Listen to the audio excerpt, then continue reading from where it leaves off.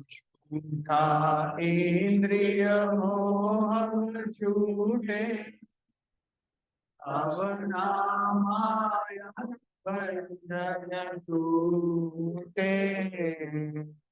झूठा इंद्रिय मोह छूटे, अवना माया टूटे। आत्म रस पिबड़ावा हमारे आंगने आओ। आत्म रस पिबड़ावा हमारे आंगने आओ। प्रभु तुम शुद्धामृत दातारा, निज स्वरूप माही रमनारा। प्रभु तुम शुद्धामृत दातारा, निज स्वरूप माही रमनारा। वनवान से ही हमारे आंगने आओ। वनवान से ही आंगने आओ। साक्षात श्री जिनवर विद्या, त्यागी सत्य संदेशा। साक्षात श्री जिनवर विद्या, त्यागी सत्य संदेशा। करते वर्त्यो जय जयकार, हमारे आंगने आओ। करते वर्त्यो जय जयकार, हमारे आंगने आओ। नग्न दिगंबर मुद्राधारी, छठे साथ में झूले विरागी। नग्न दिगंबर मुद्राधारी, छठे साथ में झूले विरागी। लीलात्मानंद हमारे आंगने आओ। लीलानंद हमारे आंगने आओ। प्रभु तुम मेरा त्रय साध्या, मुक्ति नाश पंथ बताव्या। प्रभु तुम मेरा त्रय साध्या, मुक्ति नाश पंथ बता। प्रकाश शुद्ध समुद्र गाओ, हमारे आंगने आओ। प्रकाश शुद्ध समुद्र गाओ, आंगने आओ। देव देवेंद्रो गगन नावे, मंगल उत्सव उजवे आजे। देव देवेंद्रो गगन नावे, मंगल उत्सव उजवे आजे। कुंद प्रभु सर्वमाधि आज, हमारे आंगने आओ। कुंद प्रभु सर्वमाधि आज, हमारे आंगने।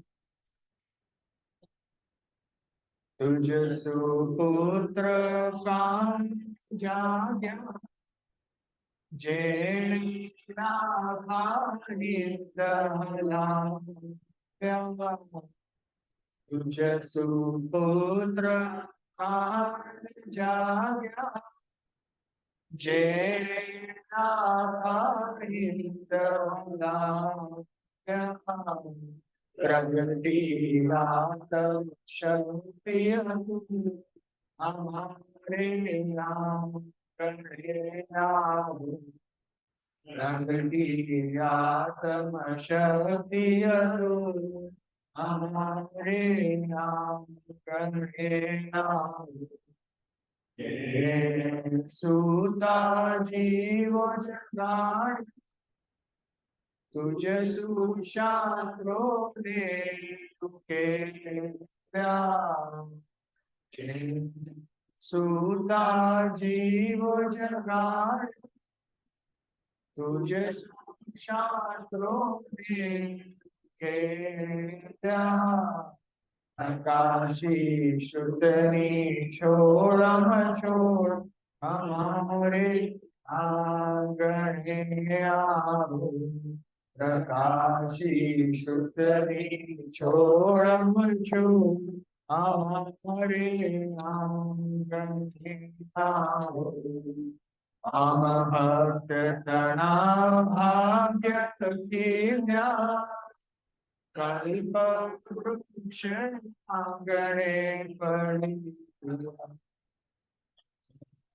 तना भाग्य कीर्ण्या कल्प वृक्ष आंगणे पड़ी पंचमे वर्ष अमृत में हमारे आंगणे आओ पंचमे वर्ष अमृत में हमारे आंगणे आओ मिश्री खरीदे थारी से हमारे आंगणे आओ मिश्री खरीदे थारी से हमारे आंगणे आओ स्वामी शासन आशीर्वाद हमारे आंगणे आओ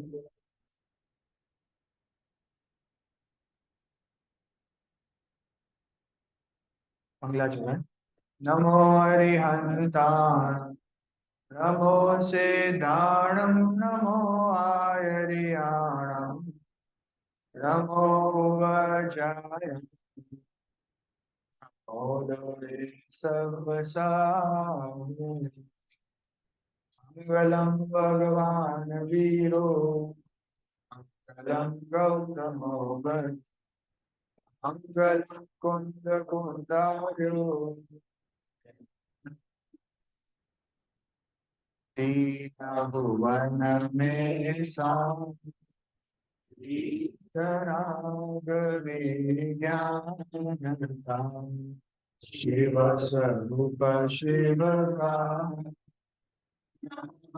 प्रियोग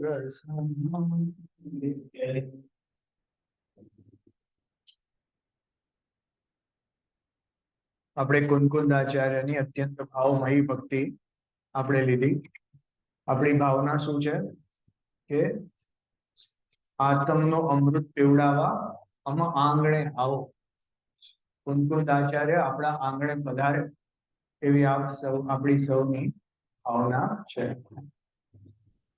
જો આજે 10 લક્ષણ પર્વાધિરાજ પર્વનો 7મો દિવસ છે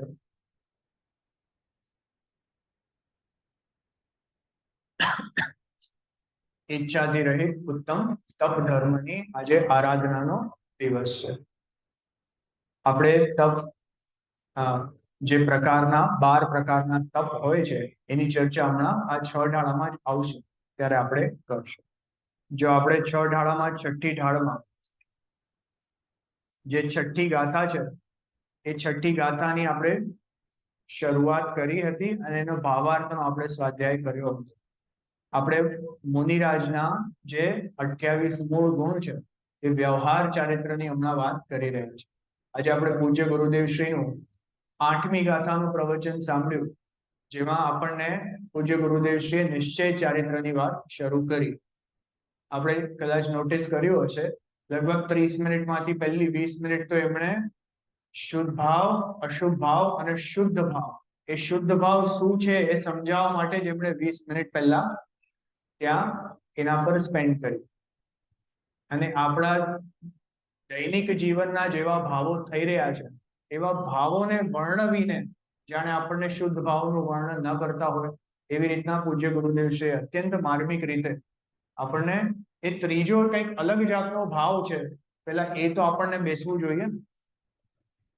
જે આપણા જીવનમાં આપણે, જો આજે જ મારે આમના દેવની સાથે ચર્ચા કરી હતી, એમનો સન છે ને રાહુલભાઈ, એટલે એ પૂછતો હતો કે આપણે બેઠા હોય અને ખાલી વિચાર કરતા હોય, એ વિચારનો પણ આપણને પાપ કે પુણ્ય લાગે? બોલો, આ જૈન ધર્મની કેવી વિશેષતા છે કે આપણને પુણ્ય બાંધવું હોય ને તો ફ્રીમાં પુણ્ય બાંધી શકાય, કઈ કર્યા વગર બસ લોકોનું ભલું થાય એવી ઈચ્છા કરો, જૈનેન્દ્ર ભગવાનના ગુણોને યાદ કરો, મુનિરાજોની ભક્તિ બેઠા બેઠા કરો અને પુણ્ય બાંધો. ખ્યાલ આવે છે ને? અને સિમિલરલી જો પાપ બી બાંધવું હોય તો ફ્રીમાં બેઠા બેઠા કઈ કર્યા વગર આપણે પાપ બાંધી શકીએ છીએ. સારા સારા ખાવા પીવાનો વિચાર કરો, આમ જ બેઠા બેઠા કઈ કર્યા વગર, અથવા તો કોઈ જે કથાઓ છે, દુનિયાદારીની વાતો, એનો વિચાર કરો, કોઈનું બુરું કરવાના ભાવ કરો અને પાપ ભાવ બાંધો. ખ્યાલ આવે છે ને? કોઈ જીવ આમ જ બેઠો હોય સમજો ક્યાંક, અને કયા ભાવ કરી રહ્યો છે આપણને ખબર પડતી નથી. ખ્યાલ આવે છે કે નહીં? અને એકચ્યુઅલી જે આપણા ભાવ થઈ રહ્યા છે, જો આપણે શુભ ભાવ અને અશુભ ભાવ જે માનીએ છે ને, લગભગ આપણે બહારની ક્રિયાઓથી શુભ અશુભ ભાવને માનીએ છીએ કે આપણે ભગવાનની ભક્તિ કરીએ છીએ, દયા આદિ કરીએ છીએ, તો કોઈને આપણે દાન આદિ આપ્યું તો એને આપણે શુભ ભાવ કહીએ છીએ. પણ એની પાછળ સૂક્ષ્મતામાં જીવના તો કેવાય પરિણામોના પલટો થઈ જાય છે. આપણે સમજો કે કંઈક દાન માટે રાશિ લખાવી અને પછી આગલી મોમેન્ટે જ આપણને એમ જરાક ભાવ થયો કે અરે યાર થોડી વધારે લખાવાઈ ગઈ. આ કઈ જાતનો ભાવ છે? આ શુભ ભાવ છે. ખ્યાલ આવે છે કે નહીં? તો શુભ અને અશુભ ભાવો એ જીવના અંતરંગમાં એ નિરંતર થયા કરે છે. હવે એ જ જીવ જો જંગલમાં મુનિરાજ બેઠા છે, બરાબર, જંગલમાં મુનિરાજ બેઠા છે, બહારથી દેખાય છે કે આત્મ ધ્યાનમાં લીન છે, અને કદાચ અંદરમાં શ્રેણીના પરિણામ બી કરી રહ્યા હોય, કદાચ ભગવાનની ભક્તિના શુભ ભાવ બી કરી રહ્યા હોય, અને કદાચ ગુણસ્થાન પડી ગયું હોય, મિથ્યાત્વમાં આવી ગયા હોય, અને ક્યાંક અશુભ ભાવમાં પણ હોય. બહારથી પરિણામોનો ખ્યાલ આવતો નથી. ખ્યાલ આવે છે કે? પણ એ જીવના પરિણામ અંતરમાં એ નિરંતર કંઈક ને કંઈક ચાલ્યા કરે છે. અને એવા આપણા જે પરિણામ ચાલે છે અનાદિકાળ, તો આપણા પરિણામોમાં શુભ અશુભ એ બે જ ભાવો અનાદિકાળથી ચાલ્યા કરે છે. એક ત્રીજી જાતનો કંઈક શુદ્ધ ભાવ છે, એનું તો આપણને એક અંદાજો બી નથી. એક ભાવ ભાષણ તો નથી જ, ભાવ ભાષણ એટલે એક્સપિરિયન્સ તો નથી, પણ આવું કંઈક ત્રીજો ભાવ હોઈ શકે, પહેલા એનું અનુમાન કંઈક અંદાજો તો હોવો જોઈએ ને. એવો કંઈક અંદાજો હોય તો આપણે એને માટે મહેનત બી કરીએ. એનું ફિલિંગ કેવું આવે છે એ જ જો આપણને ખ્યાલ ન હોય તો આપણે એના માટે પ્રયાસ પણ કેવી રીતના કરીએ. એ શુદ્ધ ભાવ છે, એ જ સમ્યક દર્શન છે, એ જ આત્માનો અનુભવ છે. તો એ આત્માના અનુભવની ફિલિંગ કેવી, પહેલા એ તો આપણને અનુમાનથી ખ્યાલ હોવો જોઈએ. તો એના માટે આપણે પ્રયાસ પણ કરીએ. હવે આપણે કહીએ છીએ, શાસ્ત્રમાં એવું આવે છે, પૂજ્ય ગુરુદેવ શ્રી કહે છે એટલે આપણે બી કહીએ છીએ. શું કહીએ છીએ? કે આ દુનિયાના બધા જીવો દુખી છે અને સાચા સુખી કોણ છે? જે પોતાના આત્માનો અનુભવ કરે એ સુખી છે. હવે આત્માના અનુભવમાં જ સુખ છે, અને આ બહારના જેટલા ભાવોને હું ફીલ કરતો આવ્યો છું અનાદિકાળથી, એ દુઃખ છે એ કેવી રીતના માનવામાં આવે? જે પરિણામોને હું ફીલ કરતો આવ્યો છું અનાદિકાળથી, એમાં તો મને જે અશુભ ભાવ છે એ દુઃખરૂપ લાગે છે, અને જે શુભ ભાવ છે મને સારા લાગે છે. આપણો એક્સપિરિયન્સ અનાદિકાળનો એવો છે કે હવે જો શાસ્ત્રમાં એમ કહેવામાં આવે કે આ જે શુભ ભાવ બી આપણે કરીએ છીએ એ પણ ખરેખર સુખરૂપ નથી, એ સુખનો આભાસ થાય છે ખાલી. અને એની સામે કોઈક એક અલગ ત્રીજી જાતના પરિણામ છે જેમાં ખરેખર વાસ્તવિક સુખ થાય છે. તો એનું જો અનુમાન આવે તો આપણે એના માટે મહેનત બી કરી. પહેલા તો આ વાક્યથી, શાસ્ત્રના વાક્યથી આપણી ક્યુરિયોસિટી જાગે કે અચ્છા આવું પણ કઈ છે.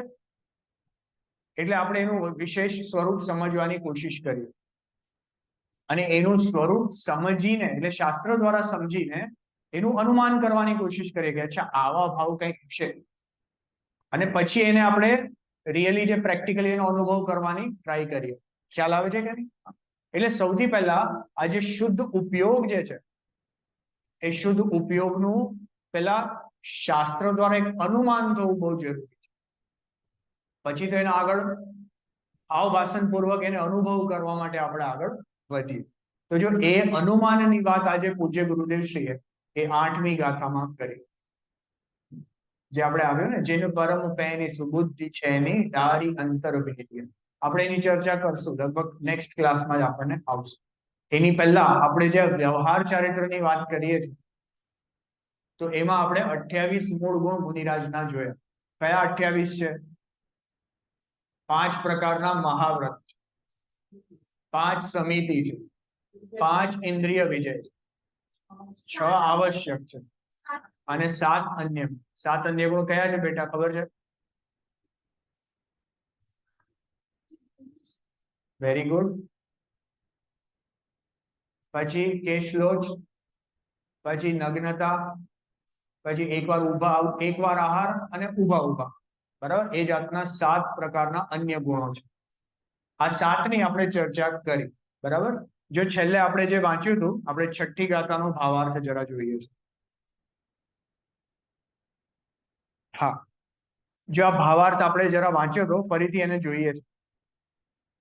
તે વિતરાગી મુનિ એકવાર ઊભા પોતાના હાથમાં રાખીને થોડો આહાર લે છે, કેશલોચ કરે છે, આત્મ ધ્યાનમાં મગ્ન રહીને પરિશવોથી ડરતા નથી. આપણે આ પરિશવો પર છેલ્લે વાત ઊભી રાખી. આપણે જોયું હતું કે મુનિરાજ 22 પ્રકારના પરિશવોને સહન કરે છે. આપણે એ પણ જોયું હતું કે એક ઉપસર્ગ છે અને એક પરિશવ છે. ઉપસર્ગ શું છે? કે કોઈ અન્ય જીવ દ્વારા મુનિરાજ ઉપર કોઈ કષ્ટ આદિ કરવામાં આવે તો એને ઉપસર્ગ કહેવાય છે. અન્ય જીવ એટલે કોઈ પર્પસફુલી એવું કરેલું હોય, બુદ્ધિપૂર્વક એ ઉપસર્ગ કરવામાં આવે છે. અને પરિશવ કેવું છે? કે કોઈ પ્રાકૃતિક આપદા કે એવું કંઈક થઈ જાય તો એને પરિશવ કહેવામાં આવે છે. તો જો એ આત્મ ધ્યાનમાં મગ્ન રહીને પરિશવથી ડરતા નથી, અર્થાત 22 પ્રકારના પરિશવો ઉપર જય મેળવે છે, તથા શત્રુ મિત્ર સુંદર મહેલ અથવા સ્મશાન, સોનું કાચ, નિંદક સ્તુતિ કરનાર, પૂજા ભક્તિ કરનાર અને તલવાર આદિથી પ્રહાર કરનાર, એ બધામાં મુનિરાજ સમતા ભાવ એટલે કે રાગ દ્વેષનો અભાવ રાખે છે. કોઈના ઉપર રાગ દ્વેષ કરતા. જો આપણે એ પણ જોયું હતું કે મુનિરાજને તો એક પોતાનું સ્વદ્રવ્ય છે, અને એને છોડીને વિશ્વના બધા જ પદાર્થો એમના માટે પરદ્રવ્ય છે. માટે મુનિરાજને માટે કોઈ પણ અન્ય દ્રવ્ય સારું છે કે ખરાબ છે એવો ત્યાં ભેદભાવ હોતો જ નથી. કેમ કે એને પોતાનું માનતા નથી અથવા સારું ખરાબ માનતા નથી. અને જ્યાં સારું ખરાબ માનતા નથી તો ત્યાં કોઈ જાતનો રાગ દ્વેષ ભાવ એમને હોતો જ. બરાબર? એટલે રાગ દ્વેષ રહિત આવી એમની સમતા ભાવમયી નિશ્ચલ પ્રવૃત્તિ એમની હોય છે.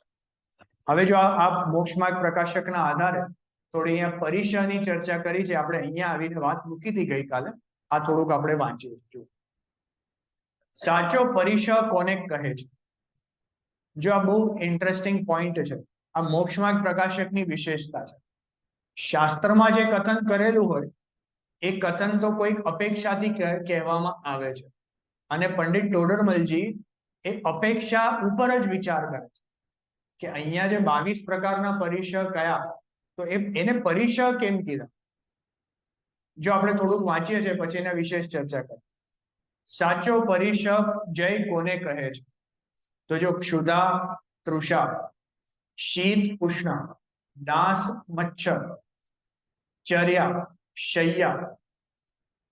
ચર્યા એટલે ચાલવું, શૈયા એટલે સૂવું આદિ. તો સૂતી વખતે જે પથ્થર કંકર આદિ વાગે એ એક જાતનો પરિસર છે. જો ક્ષુધા તૃષા તો ખ્યાલ આવે છે, ભૂખ લાગવી, તરસ લાગવી. શીત ઉષ્ણ, ઠંડી ગરમ હવા વાતાવરણ. મચ્છર આદિનું કરડવું. પછી વધ, વધ એટલે કેમનું મૃત્યુ થવું આદિ. રોગ, તૃણ સ્પર્શ, નગ્ન ઉઘાડા પગે ચાલે છે તો ત્યાં એમને કાંટા વાગવા, અથવા ઘાસ જે સૂકી ઘાસ આદિના જે ઉપરના ટોચા હોય એ ખૂબ ખૂંચે તો એવા વાગવા, એ તૃણ સ્પર્શ. પછી મલ, એમના શરીર આદિનો જે મળ આદિ છે એ. નગ્નતા, અરતિ, અરતિ એટલે કોઈ અન્ય દ્વારા મુનિરાજનું મલિન શરીર જોઈને ઘૃણા કરવી, એ પણ એક જાતનો પરિસર છે. પછી સ્ત્રી, કોઈ અન્ય સ્ત્રીઓ દ્વારા આવીને એમને એ જાતનો પરિસર થવો. નિષદ્યા, નિષદ્યા એટલે રાત, જે રાત્રિના સમયમાં મુનિરાજને એક જ સ્થાનમાં બેસી રહેવાની ઓલું આવે, એક જાતનો એ પરિસર છે. આક્રોશ એટલે કોઈ જાતનો ક્રોધ આદિ થવો. યાચના, મુનિરાજને આહાર આદિ માટે યાચના કરવી પડે છે. સત્કાર પુરસ્કાર, મુનિરાજના પુણ્ય પાપના ઉદય અનુસાર કોઈ તો એમને આવકારે છે, કોઈ એમને ધુત્કારે પણ છે, જેવી જેમની યોગ્યતા. આલાભ, કોઈ વસ્તુનો લાભ થવો. અદર્શન, પછી કોઈક વસ્તુના આવી રીતના દર્શન આદિ ન થવું. પ્રજ્ઞા એટલે જ્ઞાનનો ઉઘાડ, અને અજ્ઞાન. આ 22 પ્રકારના પરિસર હોય છે. આ 22 પ્રકારના પરિસરો છે. હવે જો પ્રશ્ન એ છે કે સાચો પરિસર જય કોને કહે છે? તો જો ભાવલિંગી મુનિને દરેક સમયે 3 કષાયનો એટલે કે અનંતાનુબંધી, અપ્રત્યાખ્યાન, પ્રત્યાખ્યાન, ચોકડી અભાવ હોવાથી સ્વરૂપમાં સાવધાનીના કારણે જેટલા અંશે રાગ દ્વેષની ઉત્પત્તિ થતી નથી તેટલા અંશે તેમને નિરંતર પરિસર જય હોય છે. જો આ વાત સમજવા લાયક છે કે જેટલા અંશે એમને કશાય ચોકડીનો અભાવ છે એટલા અંશે તેમને વિતરાગતા ઉત્પન્ન થઈ છે. વિતરાગતા એટલે કે એમની પરિણતિ એટલી નિર્મળ થઈ છે. શુદ્ધ ઉપયોગમાં હોય 7મા ગુણસ્થાનમાં કે 6ઠ્ઠા ગુણસ્થાનમાં હોય, પણ એમની પરિણતિની ધારા તો એ જાતની છે ને. અને હવે એમને ત્યાં હવે સમજો કે ડાંસ, મચ્છર આદિ છે. મચ્છર આદિ કરડતા હોય કે ન કરડતા હોય, એમને તૃણ સ્પર્શ થતો હોય કે ન થતો હોય, હા, એમણે આવી રીતના જે ચર્યા આદિ કરી હોય તો એનાથી થાક્યા હોય કે ન થાક્યા હોય, પણ જે એમને વૈરાગ્યની જે જાતની વૃદ્ધિ થઈ છે એ વિતરાગતા જ એમનો પરિસર છે. ખ્યાલ આવે છે ને? બહારના સાધનો મળે અને એનાથી દૂર થઈને પરિસર જય કહેવાય એમ નહીં. એ તો પોતાના આત્મામાં લીન છે તો ત્યાં આ બહારના સંયોગો પર એમનું ધ્યાન જ નથી જતું, એને ખરેખર પરિસર જય કહેવાય છે. જો આ સેમ પરિભાષા બધા પર લાગુ પડે છે. ઉત્તમ ક્ષમા આદિ 10 ધર્મ હોય તો એમને એ પોતાના વિતરાગતાના ભાવના આધારે એ ક્રોધ આદિ થતા જ નથી. એ પરિસર, એ એમને ધર્મ છે. એવી જ રીતે અહીંયા આ જે બહારના જે વસ્તુ કીધી, ક્ષુધા તૃષા એટલે ભૂખ લાગે અને ત્યારે એને સહન કરે તો પરિસર જય કહેવાય એમ નહીં. એ તો એમને ભૂખ લાગે કે ન લાગે, એમના પ્રત્યે એમનો ત્યાં ઉપયોગ જ નથી અને એ ઉપયોગ પોતાના આત્મામાં લીન રહે છે, એને ખરેખર ક્ષુધા પરિસર જય કહેવાય છે.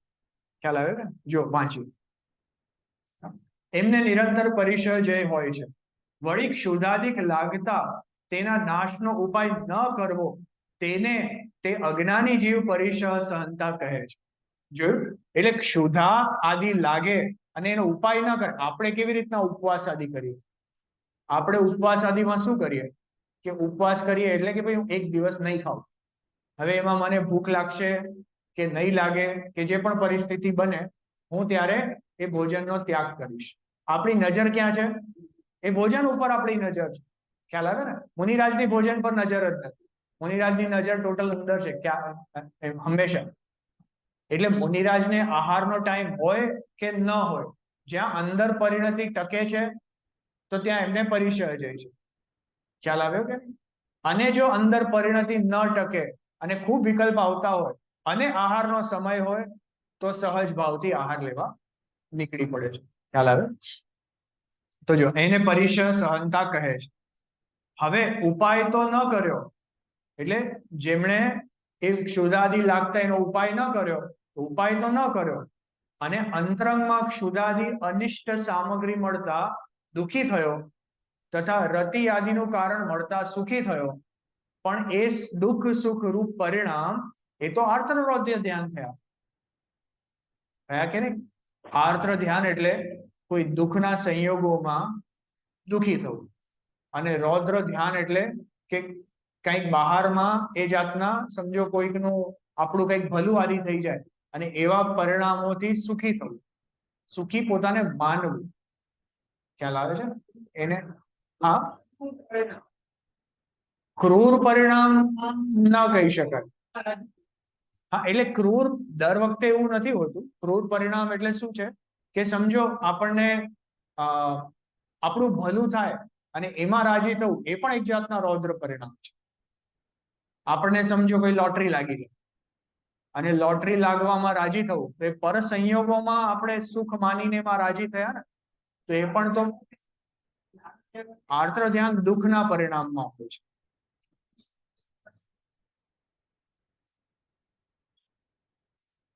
ઈષ્ટના સંયોગોમાં રૌદ્ર ધ્યાન થાય, આર્દ્ર ધ્યાન થાય. ચાલો હશે, એ મને હવે ખ્યાલ નથી, એની પરિભાષા આપણે ચેક કરી લઈએ. પણ કહેવાનો મતલબ શું છે કે જ્યાં બહારના પદાર્થોમાં ઈષ્ટ અનિષ્ટપણું માન્ય, તો નિરંતર જે આપણા પરિણામ છે એ બહિર્મુખી છે, અંતર્મુખી નથી, તો એ આર્ત્ર રૌદ્ર ધ્યાનમાં છે. અને તે આર્ત્ર રૌદ્ર ધ્યાન જે છે એવા ભાવોને સંવર કેવી રીતના કહી શકાય? એવા ભાવોને સંવર ના કહી શકાય. તો ત્યારે કેવી રીતના પરિચય જય થાય છે? તો જો તત્વજ્ઞાનના અભ્યાસથી કોઈક પદાર્થ ઈષ્ટ અનિષ્ટ ન ભાસે. તત્વજ્ઞાનના અભ્યાસ વડે કોઈ બહિરંગ પદાર્થમાં ઈષ્ટ અનિષ્ટપણું ભાસતું જ નથી. દુઃખના કારણો મળતા દુઃખી ન થાય તથા સુખના કારણો મળતા સુખી ન થાય, પણ જ્ઞેય રૂપ જ, જ્ઞેય રૂપથી જ તેને જાણવા વાળો રહે, તે જ સાચો પરિચય જય છે. હવે જ્ઞેય રૂપથી જાણવા વાળો રહે એટલે એમ નહીં કે પાછી દ્રષ્ટિ બહિર્મુખ છે ને એને જાણતો જ રહે. દ્રષ્ટિ તો અંતર્મુખ છે અને જે સહજ જણાય છે એને જાણે છે. એ જાતના પરિણામને પરિચય જય કહેવાય છે. બરાબર છે કે નહીં? જો ત્યાં ખરેખર મુખ્યતા શેની છે?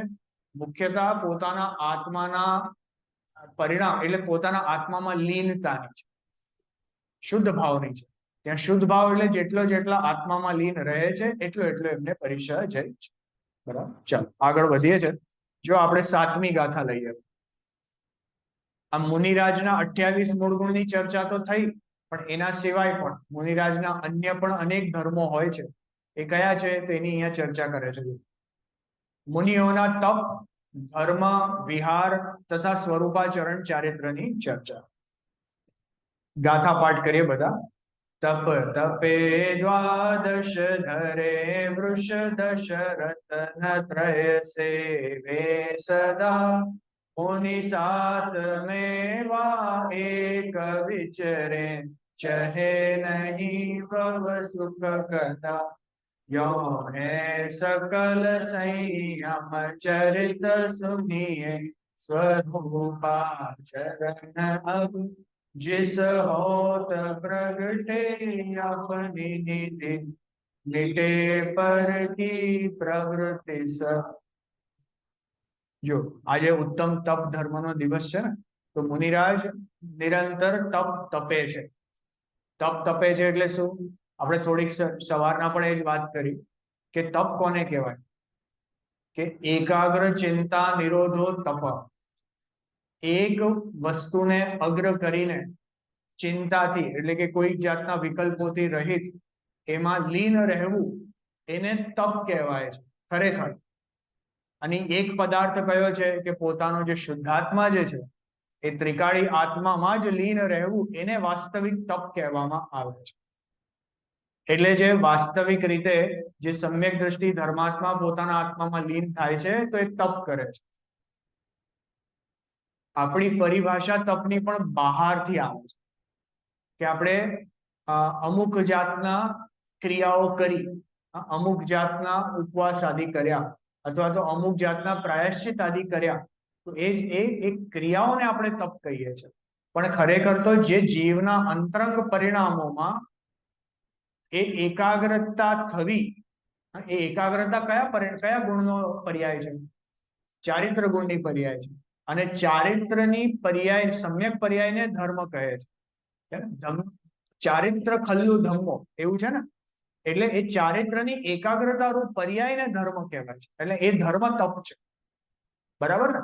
પણ આપણી પરિભાષા જો લૌકિક જે સંસારી જીવો છે એને બહારની પરિભાષા જ સમજાય છે.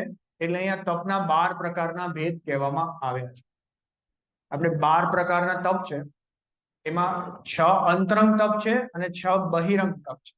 હા, જો આપણે સવારના ખાલી નામ લીધા હતા, અત્યારે આપણે થોડીક એની પરિભાષા પણ જોઈ લઈએ. જો આપણે ઉત્તમ 10 લક્ષણ ધર્મની પૂજનની બુક છે ટેકચંદજી, એમાં આજની જે તપ ધર્મની પૂજા છે એમાં પાછળના અર્ઘ છે બધા બહુ સરસ અર્ઘ છે. એમાં દરેક આ એક એક તપનું વ્યાખ્યા તરીકે પણ પૂરું વર્ણન કરવામાં આવ્યું છે. જો આપણને અનશન તો બધાને ખ્યાલ જ છે. અનશન એટલે શું? ઉપવાસ કરવો. એટલે કે બેઝિકલી બહારની ભાષામાં કહે તો ખાવું નહીં, પણ ખરેખર ઉપવાસ કોને કહે છે? ઉપ પ્લસ વાસ, એટલે પોતાના સમીપ વાસ કરો, પોતાના શુદ્ધાત્મામાં રહેવું, એને ખરેખર ઉપવાસ કહેવામાં આવે છે. પણ આપણે બહારની પરિભાષા શું કરીએ છીએ કે અન્ન આદિ કે કોઈ પણ પદાર્થ આદિ ન ખાવ. એટલે ઉપવાસ કેવી રીતના કરવામાં આવે છે વ્યવહારથી? કે ભોજન આદિ ન કરવું. તો એના પણ 2 પ્રકાર છે ને, કે ક્યારેક તો આપણે ભોજન અને પાણી આદિ કઈ પણ વસ્તુ ન કરે એનો ત્યાગ કરે, એ ખરેખર ઉપવાસ. જે અન્ન અને પાન 4 પ્રકારના આહાર આવે છે ને, આપણે પ્રતિક્રમણમાં વર્ણન આપે. ભોજન, પાન, ખાદિમ અને સ્વાદિમ, એ 4 પ્રકારના આહાર કહેવાય. કૌલા આહારની વાત છે. એ 4 પ્રકારના કૌલા આહાર છે. એના સિવાય જે અન્ય આહારની વાત જુદી છે. તો એ ચારેયનો ત્યાગ કરવો એને ખરેખર ઉપવાસ, અનશન કહેવાય છે. એટલે પાણી વગર ઉપવાસ કરવો એ સાચો ઉપવાસ. ખ્યાલ આવે? પણ હવે આપણી જેવી સ્થિરતા, તો આપણે પાણી સાથે પણ ઉપવાસ કરીએ છીએ. તો એમાં પછી લોકો વિવિધ નિયમ લે છે કે આવી રીતના ઉકાળેલું જ પાણી પીવું આદિ. ખ્યાલ આવે? એ જાતનો ઉપવાસ. પછી બીજું તપ છે, આ બધા બહિરંગ તપ છે. અનશન આવડે છે 6 નામ? અનશન, અવમોદર્ય, વૃત્તિ પરિસંખ્યાન, રસ પરિત્યાગ, વિવિક્ત શય્યાસન અને કાયક્લેશ. આ 6 જાતના બહિરંગ તપ છે. જો બીજું છે અવમોદર્ય, બરાબર? અવમોદર્ય કોને કહેવાય છે? અવમોદર્ય એટલે ઓનોદરી, જેને આપણે કહીએ ને કે જેટલી આપણી ભૂખ હોય એના કરતા ઓછું ખાવું. સમજો એવરીડે આપણે 4 રોટલી ખાતા હોય તો 1 કે 2 રોટલી જ ખાવી, એને અવમોદર્ય અથવા ઓનોદરી કહેવામાં આવે છે. આનું શું પ્રયોજન છે? જો ખાવા જ બેઠા છો તો અધૂરું ખાઈને શું મતલબ? પ્રમાદ. જો જેટલું ભોજન કરે છે એનાથી પ્રમાદની વૃદ્ધિ થાય છે. તમે કદાચ સાંભળ્યું હશે, આપણે કથામાં એક એવી પણ કથા આવે છે કે મુનિરાજે આવી રીતના ઉનોદરી તપ લીધું હતું. તો આહાર કરવા જાય, એક ચોખાનો દાણો ખાઈને પાછા આવ્યું. એક જાતનો વિકલ્પ એમને આવે છે ને, કે આહારનો એમને વિકલ્પ આવ્યો, અંદર ક્ષુધા થઈ, વિકલ્પ આવ્યો એટલે નીકળી પડ્યા.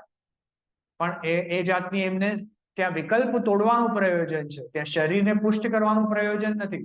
તો વિકલ્પને તોડવા માટે આહાર તો લીધો, પણ એ એક આવી રીતના દાણો લઈને પાછા આવે છે. તો એને અવમોદર્ય કહેવાય છે, બરાબર? પછી જો આગળ ત્રીજું વૃત્તિ પરિસંખ્યાન, અથવા આમાં વ્રત પરિસંખ્યાન પણ લખ્યું છે. આપણે ગુજરાતીમાં વૃત્તિ કહીએ છીએ, હિન્દીમાં વ્રત આદિ કહેવામાં આવે છે. જો એનો શું મતલબ? કે કોઈક પ્રકારની વિધિ મળે તો જ હું ભોજન કરીશ.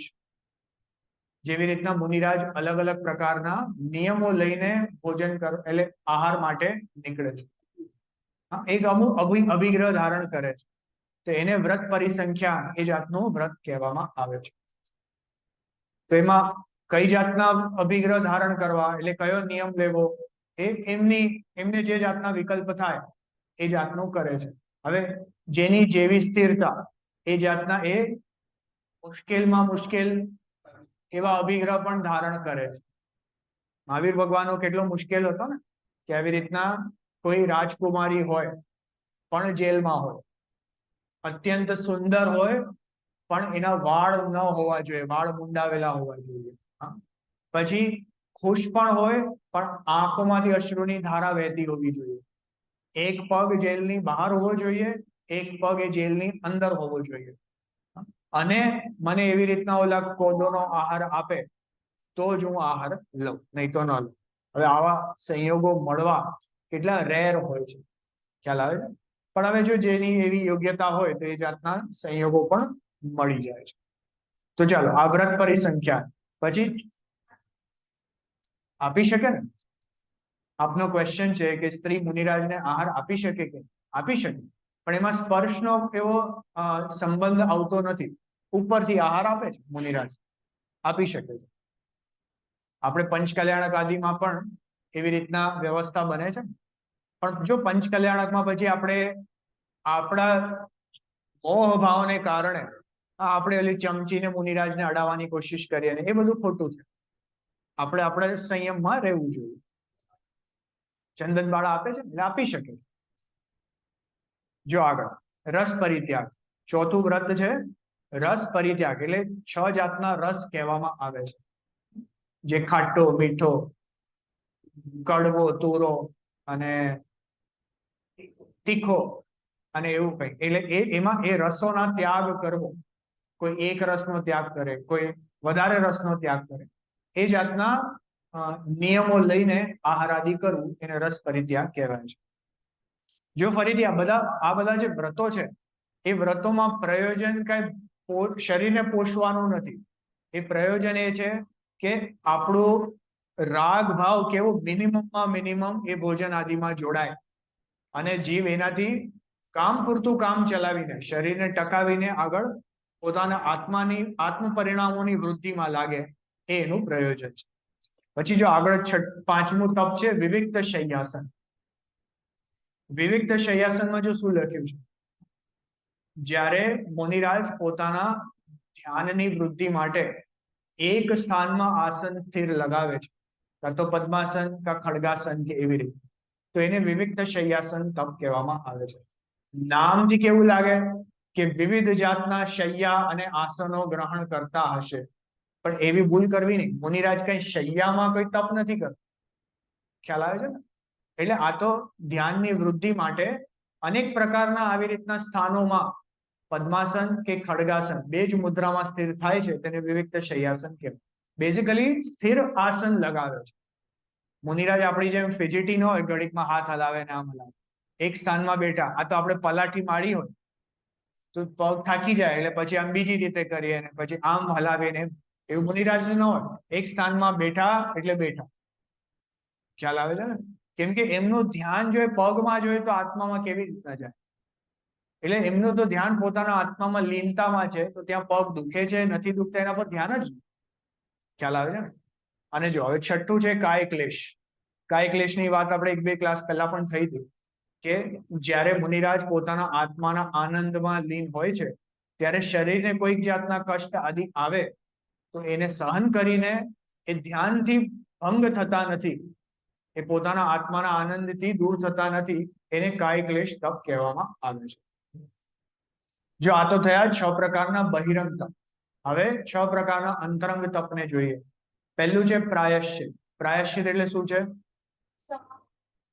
ક્ષમાપના નહીં, પણ મુનિરાજને એવી રીતના પોતાના સાધનામાં ક્યાંક દોષ લાગ્યો હોય, આહાર વિહાર વખતે અથવા જે આહાર લેવા જાય ત્યારે અથવા કોઈ બીજી ચર્યામાં અથવા એમ જ પોતાના પરિણામોમાં જ કોઈક જાતના કુવિકલ્પ, કોઈ વિકથા આદિ આવતા હોય તો એનો એ પોતાના આચાર્ય ભગવાન પાસે પ્રાયશ્ચિત કરીને જે પણ જાતના એમની જે શિક્ષા કહો કે જે જાતના એ સુધારવાના ઉપાય હોય એ જાતના એ આચાર્ય ત્યાં જે જાતની સલાહ આપે એ પ્રમાણે મુનિરાજ કરે છે. તો એને પ્રાયશ્ચિત તપ કહેવામાં આવે છે. પછી બીજું છે વિનય તપ. વિનય તપ શું છે? મોટા મુનિરાજોને પ્રણામ આદિ કરવું, કોઈ વડીલની સેવા કરવી, એ વિનય તપ નથી. નામથી એવું લાગે છે કે કોઈની વિનય કરવી, પણ ના, જો એમ નહીં. એમ નહીં, જો સાચા દેવશાસ્ત્ર ગુરુ આદિની અથવા તો કોઈ અતિશય ક્ષેત્ર, તીર્થ ક્ષેત્ર આદિની યથાયોગ્ય વિનય કરીને એમની પૂજા આદિ કરવી. જો હું અહીંયાથી વાંચું છું, देव धर्म गुरु और थान जो पूज है, तीर्थ अतिशय सिद्ध क्षेत्र अगधूज है, तिनकी विनय अनूप करे तजी मान जी. પોતે પોતાના માન આદિને તજીને સાચા દેવશાસ્ત્ર ગુરુની જે યથાયોગ્ય વિનય અથવા તીર્થ ક્ષેત્ર આદિની જે રીતના ભગવાનના દર્શન પૂજન કરવા જાય તો ત્યાં જે જાતની વિનયથી, વિનય એટલે પોતાના માન કશાયને તજીને જે વિનમ્ર ભાવથી એમના દર્શન પૂજન કરે છે એને વિનય કહેવાય. તો એ વિનય તપ કરે છે. આ બીજું થયું. હા, એટલે પણ અહીંયા કહેવાનો મતલબ શું છે? આપણે વિનયને જે કોઈ ગુરુને પ્રણામ કરવા, એમના પગ દબાવવા એ જાતના એનાથી જોડી દઈએ છે. પણ અહીંયા મુખ્યતઃ તો પોતાના માન કશાયનો ત્યાગ કરીને જે દેવશાસ્ત્ર ગુરુ આદિ પ્રત્યે બહુમાન હોવું એ એમનો વિનય છે. એ જ જો પ્રાયશ્ચિત પછી વિનય. ત્રીજું છે વૈયાવૃત્તિ. હવે આવશે આમાં ત્રીજામાં શું આવશે? વૈયાવૃત્તિ એટલે શું? કે જે મુનિરાજ હોય, હવે કોઈ ઉંમરમાં મોટા છે અથવા કોઈ પોતાના ઉંમરના એટલે આયુષ્યના અંતમાં છે અને એમની સાધના ડગતી હોય તો એમ મુનિરાજને ઉપદેશ આદિ આપીને એમને સાધનામાં લગાવે છે, અથવા તો એમની જે પણ શારીરિક સેવા પણ કરવી પડે એ જાતના ઉપચાર આદિ કરીને એ મુનિરાજને સાધનામાં લગાવે છે, એને વૈયાવૃત્તિ કહેવામાં આવે છે. જેવી રીતના હવે કોઈ મુનિરાજને રોગ આદિ થઈ ગયો પણ પોતે ધ્યાનમાં જ બેઠા હોય અને આત્મામાં લીન હોય તો આ મુનિરાજ સામેથી એમને સેવા કરવા ન જાય, પણ એવું જુએ કે આ ક્યાંક વાગી ગયું છે કે કઈ રોગ છે અને એને કારણે એમની સાધના ડગે છે અને એમની સાધનાના વિકલ્પથી આમની સાધના ડગે છે. ખ્યાલ આવે? હવે પોતાની સાધનામાં લીન થતા હોય અને એમના પરિણતિ લાગતી હોય તો જાણી જોઈને બહાર આવીને બીજાને મદદ કરવાનો જાય. ખ્યાલ આવે છે? તો એવી રીતના એ પોતાની સાધનાની વૃદ્ધિ માટે અન્ય મુનિરાજની સાધનાની વૃદ્ધિ આદિમાં એ સહાયક બને છે. એને વૈયાવૃત્તિ તપ કહેવામાં આવે છે. પછી ચોથું છે સ્વાધ્યાય. હવે સ્વાધ્યાયના બે અંગ છે જેની આપણે સવારના વાત થઈ હતી. એક છે બહિરંગ સ્વાધ્યાય, જે શાસ્ત્ર આદિ અધ્યયન કરવું, એને અધ્યયન કહેવાય છે ખરેખર. સ્વાધ્યાય એટલે સ્વ અધ્યાય, એ તો ખરેખર પોતાના આત્માનો અધ્યાય એટલે એનું ચિંતન મનન અને એમાં લીનતા, એ ખરેખર સ્વાધ્યાય છે. આ બહિરંગમાં શાસ્ત્ર વાંચવું આદિ કરવું એને અધ્યયન કહેવાય અથવા અભ્યાસ કહેવાય છે.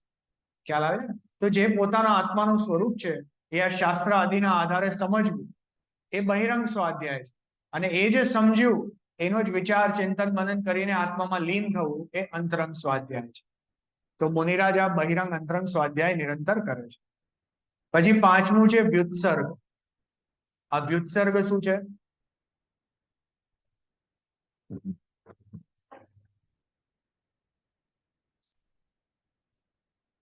જો વ્યુત્સર્ગ એટલે કે પોતાના શરીરની જે મમતા આદિ છે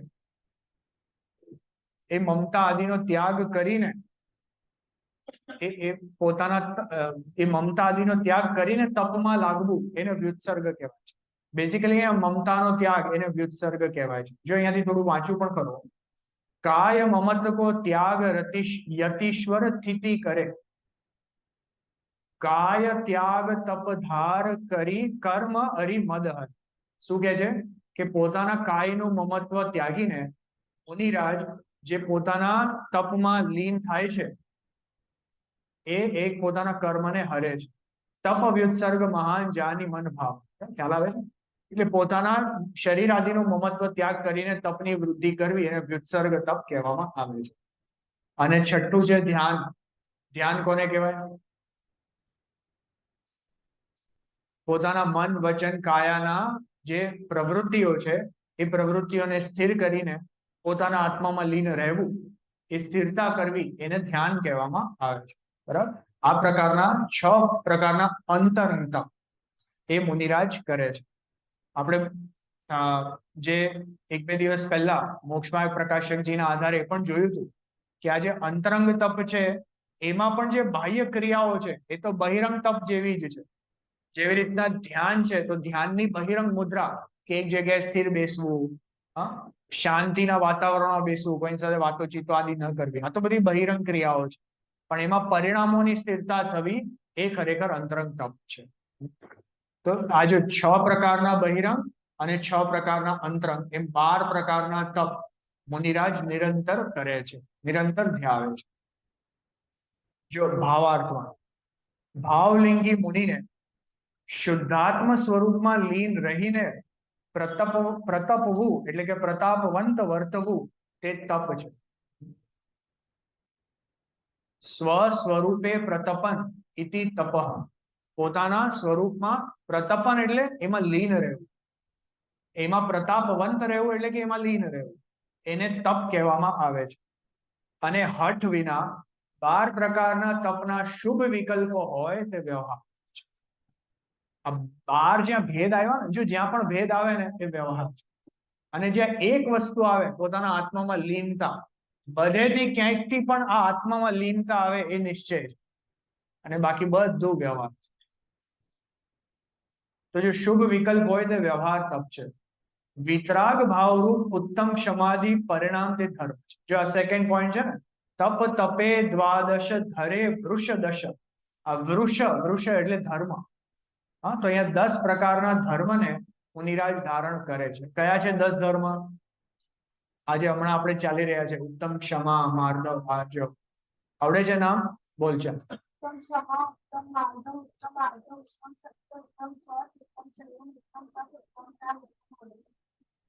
વેરી ગુડ.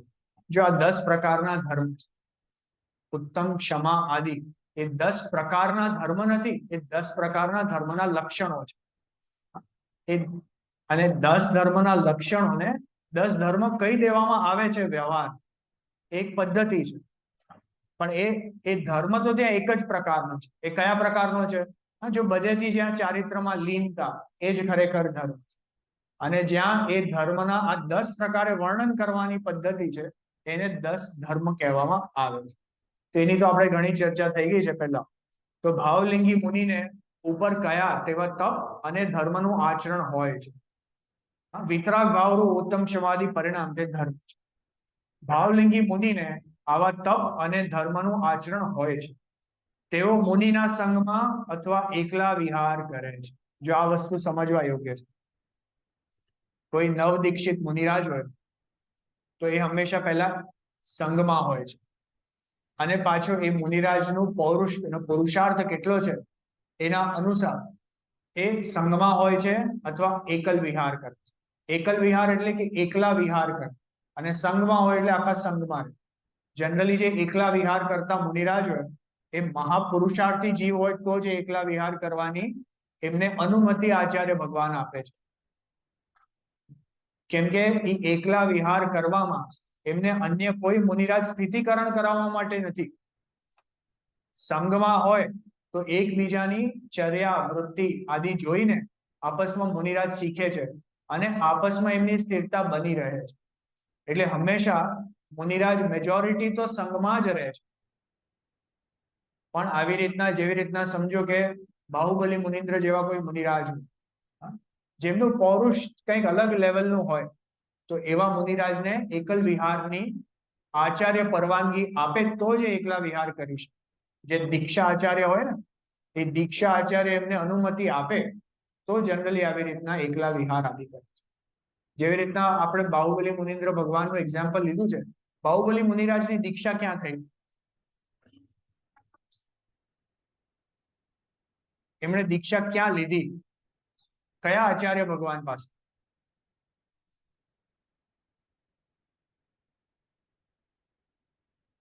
અરે આન્સર તમને ખબર છે,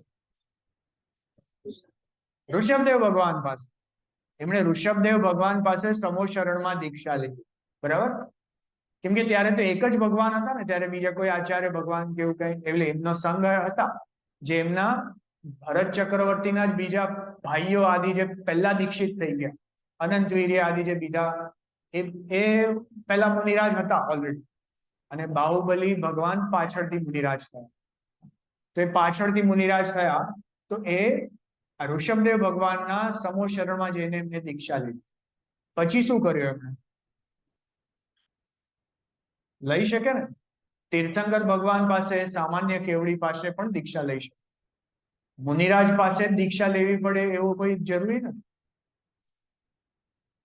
અને ઇવન જે મુનિરાજ નહીં, આદિકા માતાઓ આદિ પણ ભગવાન પાસે કે તીર્થંકર પાસે દીક્ષા લઈ શકે.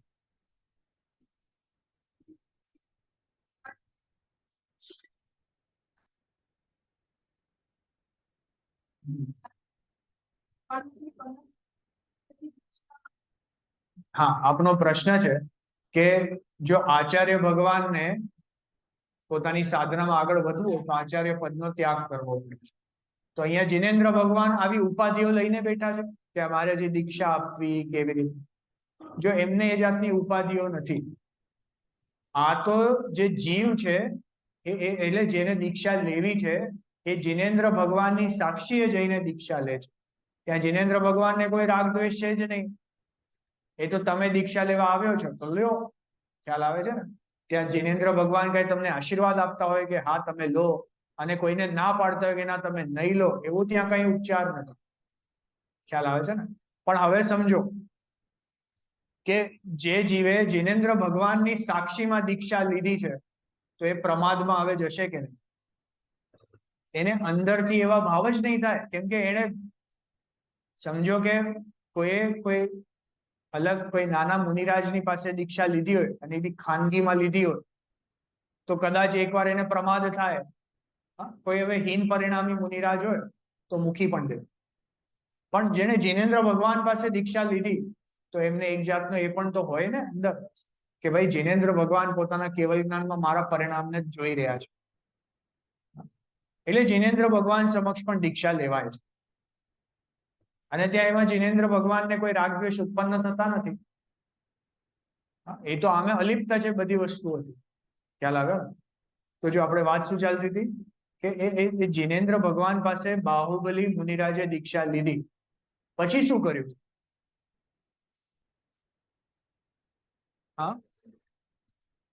સીધા વનમાં વયા ગયા. જો ત્યાં એમણે સમોશરણમાંથી નીકળી ગયા અને એ જે વન છે ત્યાં જઈને એકલ વિહારી થઈને એક જગ્યાએ સ્થિર થયા. ખ્યાલ આવે ને? એટલે આવા બાહુબલી મુનિત્ર જેવા કોઈ વિરલા મુનિરાજ હોય, જેમની સાધના કંઈક અલગ પ્રકારની હોય, તો એમને આવી રીતના એકલ વિહાર આદિ વિધિ હોય છે. ખ્યાલ આવે ને? કોનું મોક્ષ એટલે શું કહો છો? અર્યંત અવસ્થા કે સિદ્ધ અવસ્થા? સિદ્ધ અવસ્થા સૌથી પહેલા અનંત વીર્ય નામના જે ભરત ચક્રવર્તીના ભાઈને હતી એમને થઈ છે. આ જે ચતુર્થ કાળ છે એના સર્વપ્રથમ સિદ્ધ અનંત વીર્ય કેવડી છે. સર્વપ્રથમ કામદેવ સિદ્ધ કહો તો બાહુબલી મુનિત્ર.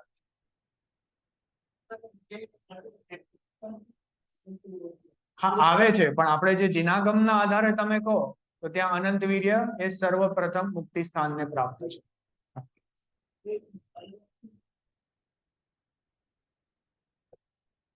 હા, એ જે અર્ઘમાં એવું લખેલું આવે છે, પણ આપણે તમે આદિ પુરાણ આદિ જુઓ તો એમાં અનંત વીર્ય કેવડી લખેલું આવે છે. તો જો આ આપણી વાત થઈ કે આ રીતે સકલ ચારિત્રનું સ્વરૂપ કયું, બરાબર. હવે સેકન્ડ પોઈન્ટ ત્યાં છે, અજ્ઞાની જીવ અંશન આદિ તપથી નિર્જરા માને છે, પણ કેવળ બાહ્ય તપ જ કરવાથી તો નિર્જરા થાય નહીં. શુદ્ધ ઉપયોગ નિર્જરાનું કારણ છે, તેથી ઉપચારથી તપને પણ નિર્જરાનું કારણ કહ્યું છે. કેમ કે જો જ્યાં તપ કરવામાં આવે છે ત્યાં જીવને અવકાશ વધારે છે. ત્યાં જીવ એ બહારની પળોજણમાં માથાકૂટમાં અટકતો નથી, તો એટલા એના પરિણામ સ્વતંત્ર છે. તો એ પરિણામોને જો પોતાના આત્મામાં જોડે તો એને ત્યાં આ શુદ્ધોપયોગાદી થવાનો ચાન્સ વધારે છે. એટલે એ જ્યાં શુદ્ધોપયોગની મુખ્યતાથી બહારના ક્રિયાઓને પણ તપ કહી દેવામાં આવે છે. જો બાહ્ય દુઃખ સહન કરવું એ જ નિર્જરાનું કારણ થાય, અંશનાદિમાં જે ભોજન ન મળ્યું તો ક્ષુધાનું દુઃખ સહન કર્યું ને, જો એને જ નિર્જરા કહેવાય, તો આપણા પશુ તો ઓલવેઝ ભૂખ્યા જ હોય છે બિચારા, તો એને તો ઓલવેઝ ઉપવાસ થવો જોઈએ કે નહીં?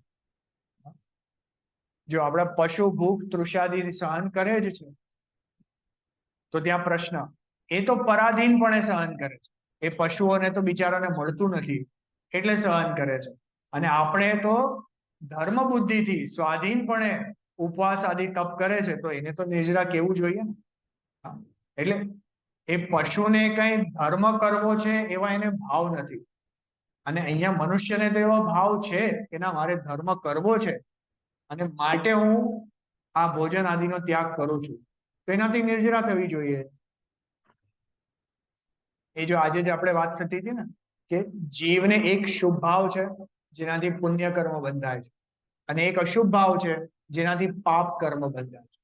હવે અનફોર્ચ્યુનેટલી શુભ અને અશુભ એકબીજાને કેન્સલ કરતા નથી, બેવના ખાતા જુદા છે. તો કોઈ એવો જીવ પણ હોઈ શકે જેને ખૂબ શુભ ભાવ કર્યા છે અને દેવગતિમાં ગયો, પણ એની સામે એના અશુભ પણ બહુ જોરદાર છે, અને પાપનો કોઠો પણ એનો જોરદાર છે. હવે જ્યારે એનો ઉદય આવશે ત્યારે આવશે, ખ્યાલ આવે છે ને. અને કોઈ એવું પણ હોઈ શકે કે જેના શુભ અને અશુભ બેવ એકદમ મંદ છે, એવું પણ હોઈ શકે. અને બીજું તો હોય જ શકે કે શુભ બહુ ઓછા છે અને પાપ બહુ વધારે છે, અથવા પાપ ઓછા છે અને શુભ વધારે છે, એવું પણ થઈ શકે. ખ્યાલ આવે છે ને? બધી જ રીતે કોમ્બિનેશન પોસિબલ છે.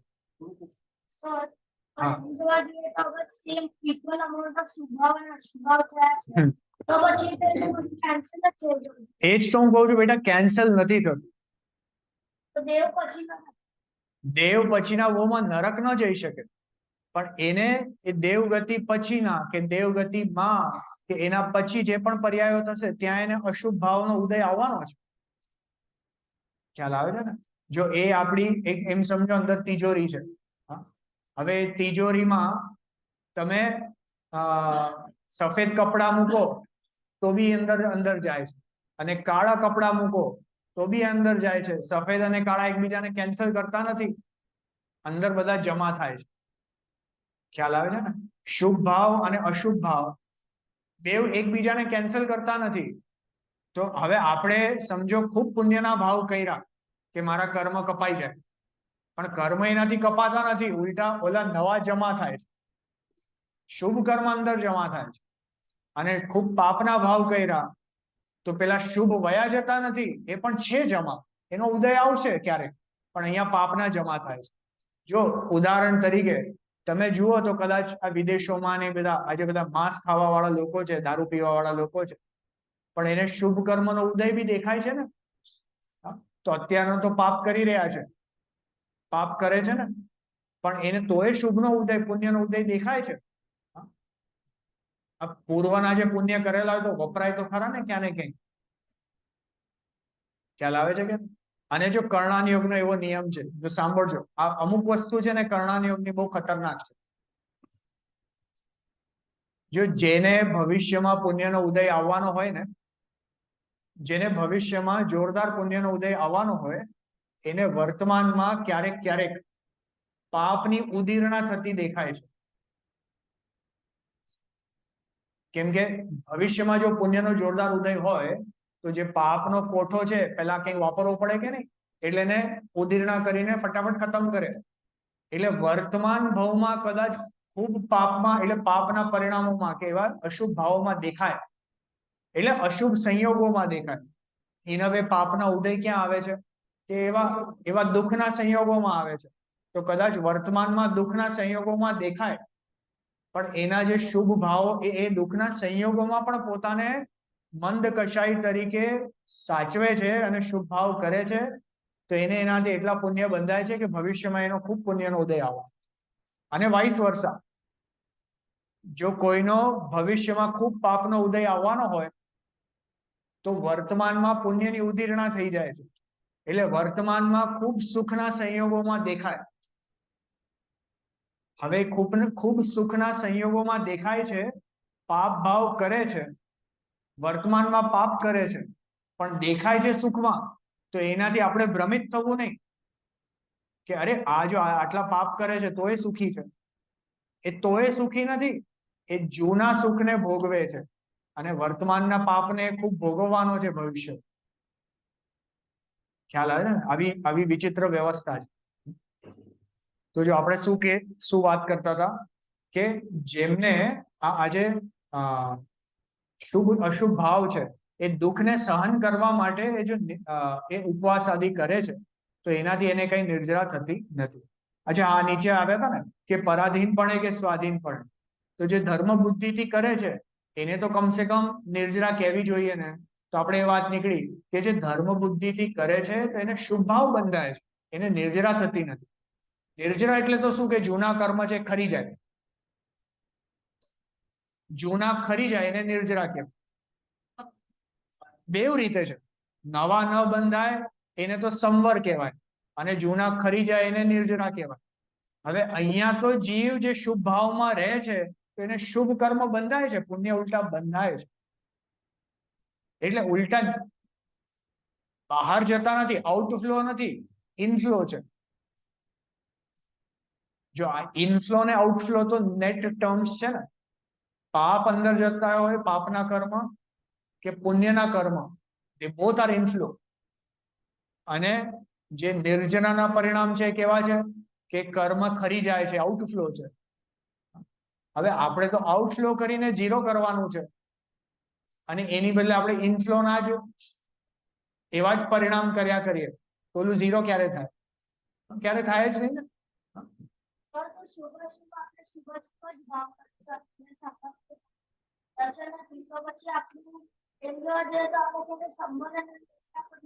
એ જ પ્રોબ્લેમ છે ને.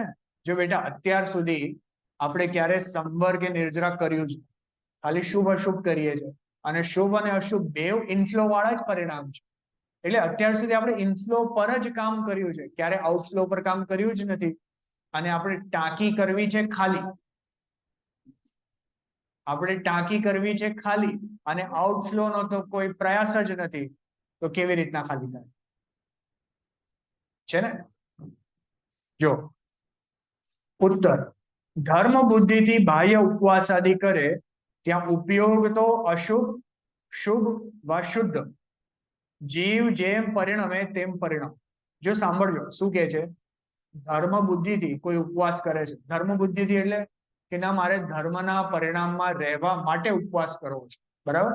હવે એને ઉપવાસ કર્યો, પણ પોતાની શરીરની સ્થિરતા અનુસાર ક્યારેક એને શુદ્ધ ભાવ એટલે ક્યારેક એને શુભ ભાવ થયા, અથવા ક્યારેક અશુભ ભાવ થયા, અને ક્યારેક એની સાધના વધી ગઈ તો એને શુદ્ધ ભાવ પણ થઈ ગયા, બરાબર. તો જે રીતે પરિણમે તેમ પરિણમો. પણ ઉપવાસના પ્રમાણમાં જો નિર્જરા થાય તો નિર્જરાનું મુખ્ય કારણ ઉપવાસ આદિ ઠરે. આપણે જે આજે જ ઉપવાસના ઘણા બધા પ્રકાર વાંચ્યા ને, આમાં ઓલા મુક્તાવલી તપ, સિંહ નિષ્ક્રીડિત તપ, સર્વતોભદ્ર તપ, એક એક તપનું તમે વર્ણન સાંભળો તો આપણા તો જાણે પરસેવા છૂટી જાય. એક સાથે મતલબ 119 દિવસમાં 100 ઉપવાસ કરવાના અને 19 દિવસ પારણું કરવાનું, આવા બધા તપ છે અંદર. ખ્યાલ આવ્યો કે નહીં? એકાદ બે તપ જો આપણે વાંચીએ તો આપણે ખરેખર આવું થાય કે આવું કોઈ કરી શકતું હશે આ જમાનામાં? પણ કરે છે તો જ તો લખ્યું છે ને. જો આપણે અહીંયા વાંચીએ સિંહ નિષ્ક્રીડિત તપ, જે હું તમને કહું છું ને, 100 ઉપવાસ અને 45 પારણ. પછી જો સર્વતોભદ્ર 45, સર્વતોભદ્ર તપ, એમાં 75 ઉપવાસ અને 25 પારણા. એટલે દર 3 દિવસ પછી એક વાર પારણું કરવા. ખ્યાલ આવે છે? પછી મુક્તાવલી તપ છે. હમણાં કોઈ કઈક મારા ખ્યાલથી સ્થાનકવાસી કે કોઈ દેરાવાસી બેન મહારાજ સાહેબ હતા, એને મુક્તાવલી તપ કર્યું હતું. એનું બધું ઘણું બધું બધા પેમ્પલેટ ને બધા લાગ્યા હતા. મુક્તાવલી તપ જો શું છે, 25 ઉપવાસ કરે અને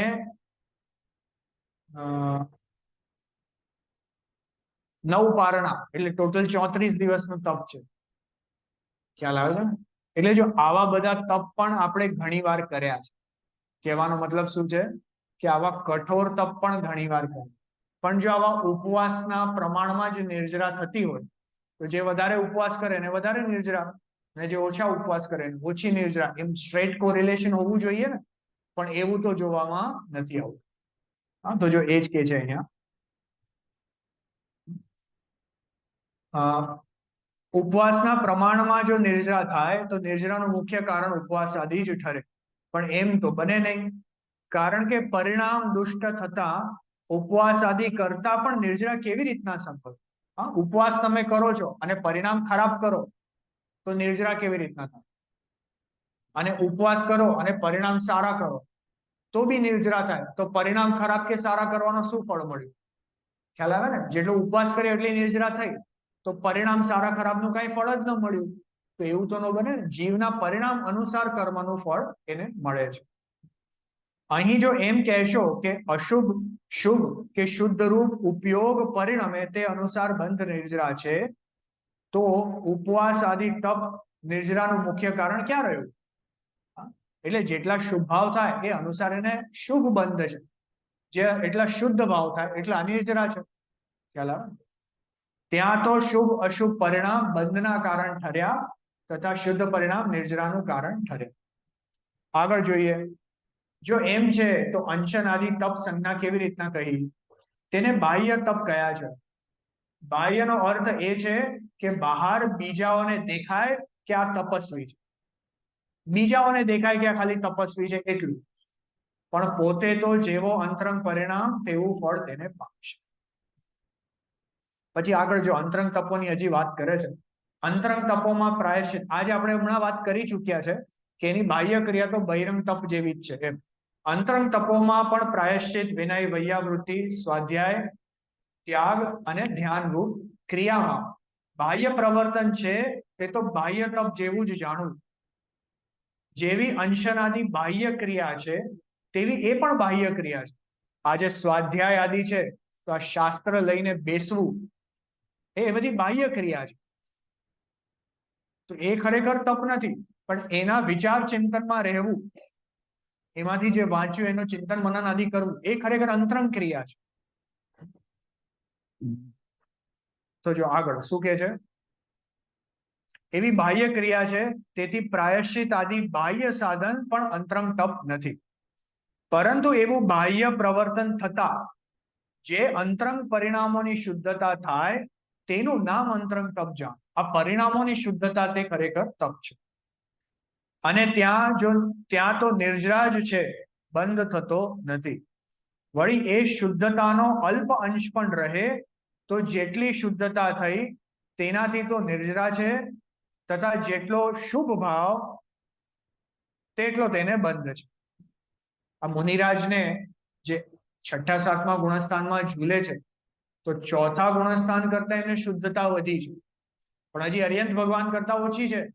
એટલે જેટલો શુભ ભાવ 4થા ગુણસ્થાનમાં હતો એનાથી એમને વધ્યો છે ખરેખર, પણ એકચ્યુઅલી જેટલો કશાય 4થા ગુણસ્થાનમાં હતો એનાથી ઘટ્યો છે, પણ હજી ભગવાન કરતા વધારે છે. એટલે જેટલા જેટલા અંશમાં વિતરાગતા છે એટલી નિર્જરા છે, અને જેટલા જેટલા અંશમાં કશાય ભાવ છે, રાગ દ્વેષ ભાવ છે, એટલો હજી બંધ છે. એ પ્રમાણે અંશન આદિ ક્રિયાને તપ સંજ્ઞા ઉપચારથી છે એમ જાણો, અને તેથી જ તેને વ્યવહાર તપ કહ્યો છે. વ્યવહાર અને ઉપચારનો એક અર્થ છે.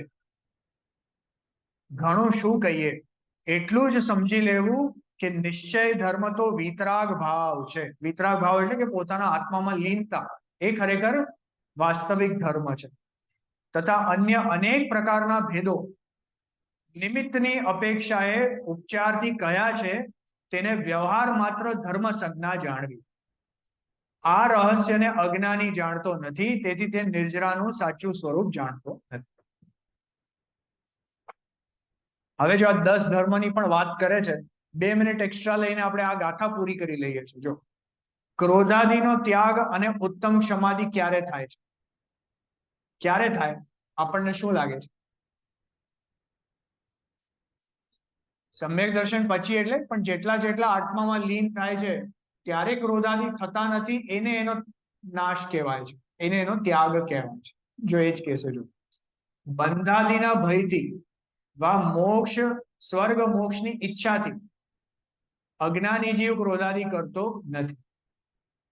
પણ ત્યાં ક્રોધ માનાદી કરવાનો અભિપ્રાય તો ગયો નથી. જેવી રીતના કોઈ ડાયાબિટીસ નો પેશન્ટ હોય તો તબિયત બગડવાના ભયથી એ શુગર આદિ ખાતો નથી, પણ ત્યાં એને એની ઈચ્છા નથી થતી એવું નથી, એને હજી એમાં રસ તો છે જ, હજી એને વસ્તુ ભાવે તો છે જ. અને કોઈ જીવને મીઠાઈનાથી રસ જ ઉડી ગયો હોય અને એને ભાવતું જ ન હોય, એ વ્યક્તિ જુદો જ ઠરે છે ને આના કરતા. એવી રીતે કોઈ જીવને આ ક્રોધાદિ થતા જ નથી, એ વસ્તુ જુદી છે. અને જે આ કોઈક ભયથી કે કોઈ લાલચથી ક્રોધ નથી કરતા, એ વસ્તુ જુદી છે. બરાબર છે કે નહીં? જો પણ ત્યાં ક્રોધ માનાદી કરવાનો અભિપ્રાય તો ગયો નથી. જેમ કોઈ રાજાદિકના ભયથી વા મોટાઈ આબરૂ પ્રતિષ્ઠાના લોભથી પર સ્ત્રીને સેવતો નથી, તો તેને ત્યાગી કહી શકાય નહીં. તે જ પ્રમાણે આ પણ ક્રોધાદિનો ત્યાગી નથી. તો કેવી રીતે ત્યાગી હોય? કે જે પદાર્થ ઇષ્ટ અનિષ્ટ ભાસતા ક્રોધાદિ થાય છે, પણ જ્યારે તત્વજ્ઞાનના અભ્યાસથી કોઈ ઇષ્ટ અનિષ્ટ ન ભાસે, એ જીવને, મુનિરાજને કોઈ અન્ય પદાર્થમાં કોઈ ભેદ પ્રભેદ જ નથી, બધા એને સમાન લાગે છે. એમાં એને આ સારા છે ને ખરાબ છે ને એવું કોઈ રાગ દ્વેષના ભાવ નથી ત્યાં. તો તત્વજ્ઞાનના અભ્યાસથી કોઈ ઇષ્ટ અનિષ્ટ ન ભાસે ત્યારે સ્વયં ક્રોધાદિ ઉપજતા જ નથી, અને ત્યારે સાચા ક્ષમાદિ થાય છે. તો આ તો આપણે લગભગ 10 લક્ષણના દરેક ધર્મની શરૂઆતમાં જ આપણે સવારના વાત કરીએ છીએ. હવે 8મી ગાથાથી 8મી, 9મી, 10મી આ 3 ગાથાઓમાં સ્વરૂપાચરણ ચારિત્રનું વર્ણન કરે છે. હવે 8મી સ્વરૂપાચરણ ચારિત્રનું વર્ણન ગાથા 8માં કહેશે, તે સાંભળો. જે પ્રગટ થવાથી પોતાના આત્માની અનંત જ્ઞાન, અનંત દર્શન, અનંત સુખ અને અનંત વીર્ય વગેરે શક્તિઓ પૂર્ણ વિકાસ પ્રગટ થાય છે, અને પર પદાર્થ તરફની બધા પ્રકારની પ્રવૃત્તિ દૂર થાય છે, તે સ્વરૂપાચરણ ચારિત્ર છે. આ સ્વરૂપાચરણ ચારિત્રની પ્રગટતા ખરેખર તો 4થા ગુણસ્થાનથી થાય છે. જેમને પોતાના આત્માનો અનુભવ થયો, એમને અંશે સ્વરૂપનું ભાન થતા સ્વરૂપાચરણ પ્રગટ થાય છે. પણ એની વૃદ્ધિ આગળ મુનિ દશામાં અને છેવટે પછી અર્યંત અવસ્થા સુધી એ લઈ જાય છે. એની વાત આપણે કરશું જીનવાણી સુધી. અહો શ્રી સદગુરુ કરુણા